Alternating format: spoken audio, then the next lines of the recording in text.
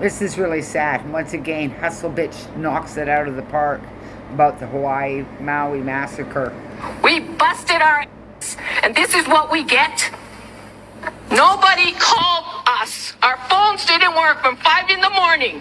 The fire was not 10 o'clock when I went to work. The fire was still there. There was no water. Tell me if that's a coincidence. No water, no warning. And everybody talking about the satellite city before the fire. Lahaina gonna be the first satellite city. Well, hey, Jeff Bezos, you got what you wanted. Oprah, you got what you wanted. And the guy who owns the nut, you got what you wanted. Us all over. That's what happened. We need help in Lahaina. Who's gonna come now and ask us, can I pray for you, Auntie?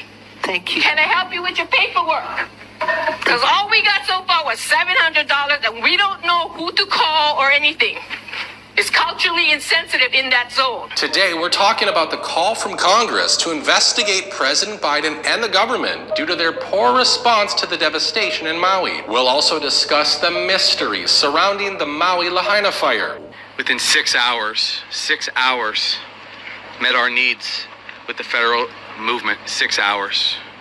I don't think that's ever happened before. So it's our deepest appreciation to you and Dr. Biden. Governor Josh Green just said the president met his needs. His. Because what we've been seeing reported from the locals in Hawaii is that their needs certainly were never met. In fact, on my last video, we heard how FEMA intentionally withheld food and water, basic needs from the survivors of the Lahaina fire. And speaking of water and FEMA, now survivors in Maui have this to deal with. We're experiencing now an issue with the water supply. We're being told that the water is not safe to drink. It's also not safe after boiling, which is quite frightening. And we don't know how long that these restrictions are going to be lasting on the public. We're also hearing that the potable water being brought in by government officials is making people ill for whatever reason. They're experiencing fevers, chills, and other